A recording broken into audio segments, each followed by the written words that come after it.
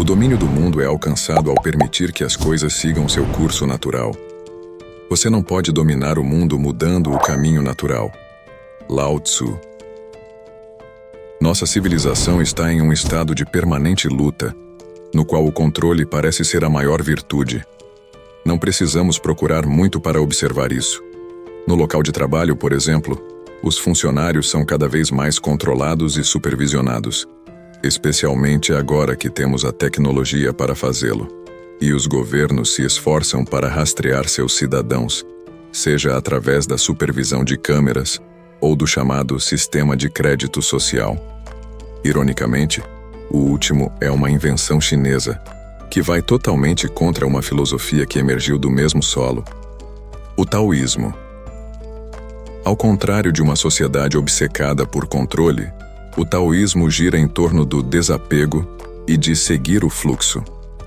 À primeira vista, o ato de desapegar pode parecer uma forma de fraqueza, mas, de acordo com os taoístas, por um entendimento correto de como o universo funciona, podemos abordar a vida de maneira mais inteligente, mais eficiente e seguir o fluxo em vez de nadar contra ele.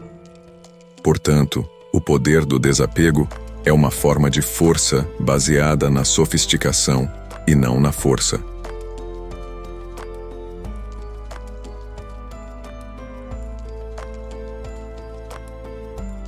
O poder do desapego. O Tao Te Ching, a principal escritura taoísta, foi escrita por um sábio misterioso chamado Lao Tzu. Existem inúmeras maneiras pelas quais podemos interpretar esse texto.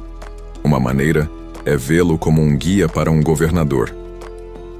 O que caracteriza as passagens do Tao Te Ching em relação à governança é que Lao Tzu enfatiza governar por não governar, pois ele comparou governar um país com a fritura de um peixe pequeno.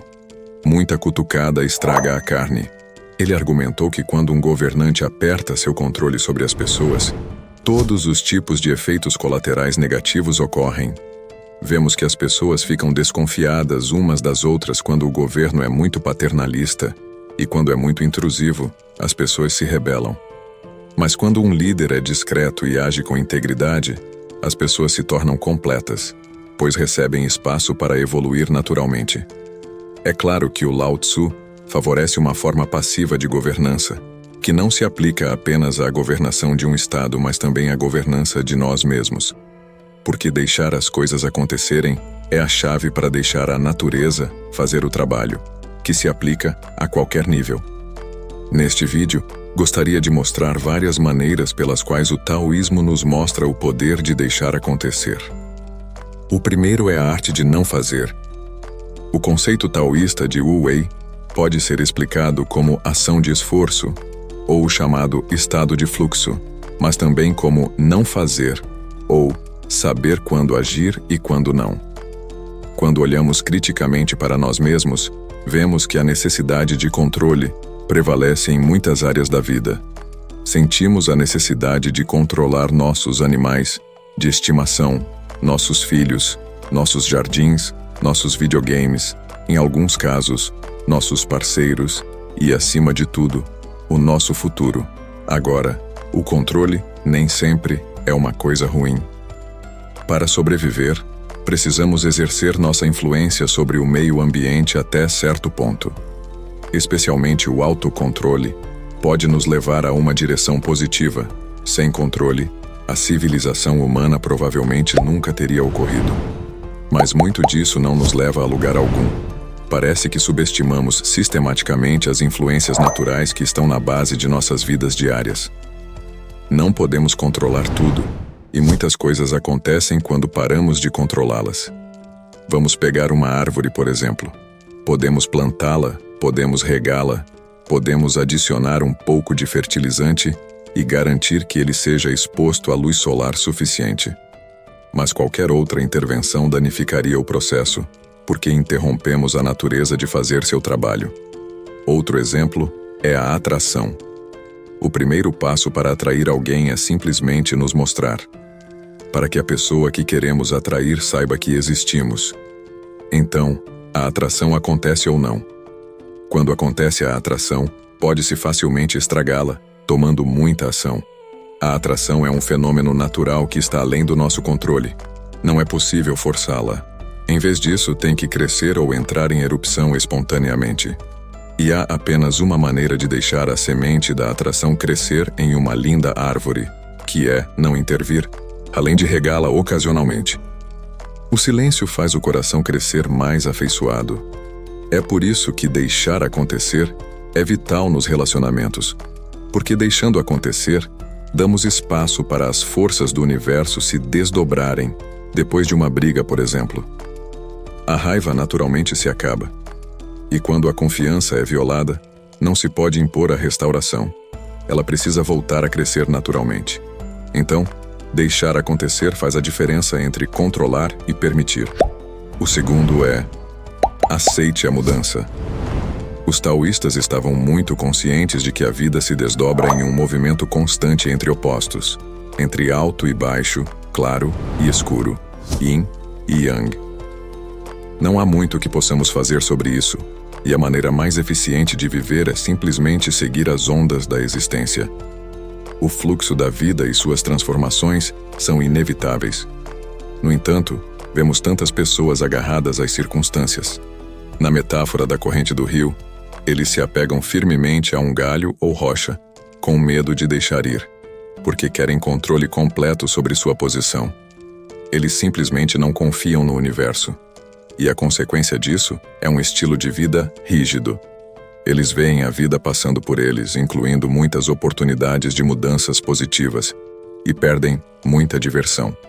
Como escreveu Lao Tzu no Tao Te Ching, abre aspas, os vivos são macios e produtivos, os mortos são rígidos e rígidos. As plantas vivas são flexíveis e macias.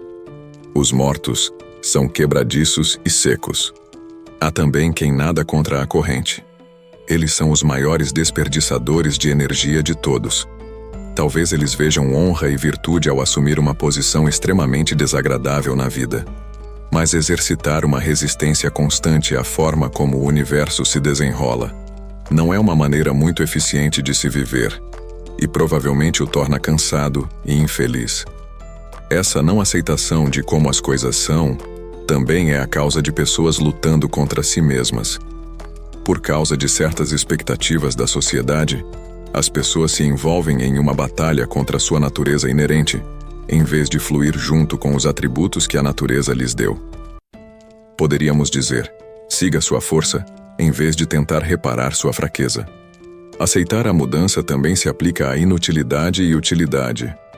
O filósofo taoísta Zhuangzi observou que a utilidade depende das circunstâncias, como ele contou sobre um comerciante que tentava vender camisas para uma tribo cujos membros estavam cobertos de tatuagens, e sempre os exibia andando sem camisa. Para eles, camisas são inúteis. Mas para nós, pelo menos para a maioria, elas não são inúteis. Inutilidade e utilidade são relativas e não devem ser tratadas com rigidez. Quando você mora em Nova York, por exemplo, ter um carro é menos útil do que quando você mora em algum lugar do interior, onde a próxima vila fica a 50 quilômetros de distância. Portanto, devemos estar dispostos a deixar de lado as coisas que são inúteis em uma situação e adotar o que é útil. É assim que fazemos da mudança um aliado e não inimigo. Foco no presente. O terceiro é não focar nos resultados. Comparáveis aos estoicos, os taoístas observaram que o foco em resultados futuros tem um efeito negativo sobre nós. Focar demais no futuro nos deixa ansiosos. Nossos esforços atuais são alimentados por um desejo de um resultado incontrolável. E quanto mais desejamos isso, menos valorizamos a única coisa que temos, que é o momento presente. Zhuangzi vai um passo além, dizendo que quanto mais valorizamos algo externo, pior é o desempenho no presente.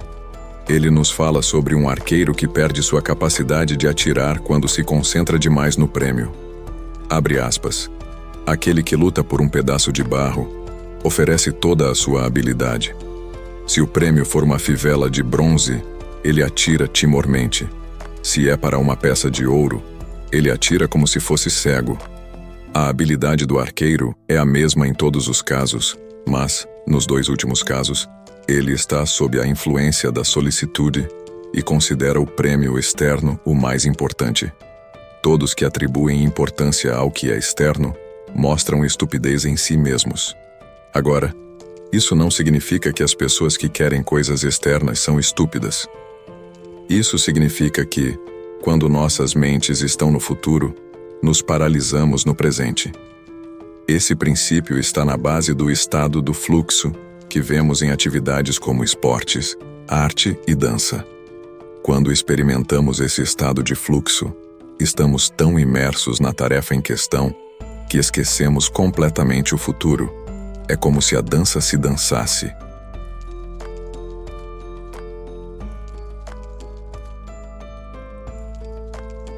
O último é soltar o excesso.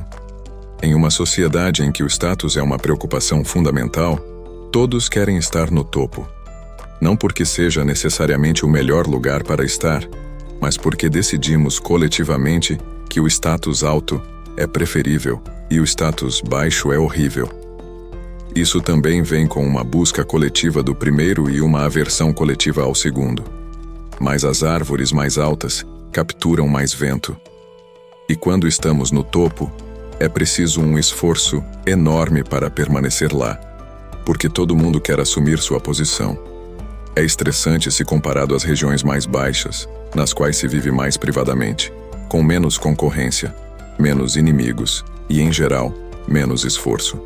O outro extremo, no entanto, é um lugar de privação.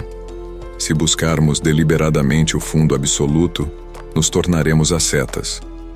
Embora de uma maneira diferente, ainda haja um forte apego, o apego à privação. A pergunta que podemos fazer é: do que realmente precisamos? Zhuangzi observou que um pássaro que nidifica na floresta não quer mais que um galho, e que um rato que bebe da lagoa bebe não mais que uma barriga. Portanto, se almejamos o que precisamos e deixamos o excesso de lado, impedimos que os bens se tornem nossa prisão, o que nos permite viajar com pouca bagagem. Epicúros observou que as necessidades básicas da vida são fáceis de encontrar e que viver moderadamente é a chave da felicidade. É um caminho fácil e sustentável.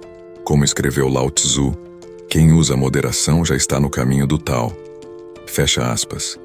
Quando paramos de lutar, damos espaço para a natureza se desdobrar. Confiando no universo e aceitando que em sua constante mudança mora a oportunidade de se tornar solto e flexível, em vez de rígido e quebradiço. O poder do desapego significa que flutuamos ao longo do córrego, sem agarrar em pedras e galhos, e que assim diminuímos o peso morto para que possamos navegar pela vida com o mínimo esforço. Agradeço por ter assistido ao vídeo. Não se esqueça de deixar o seu like, fazer um comentário e compartilhar. Espero encontrá-los no próximo vídeo. Até breve.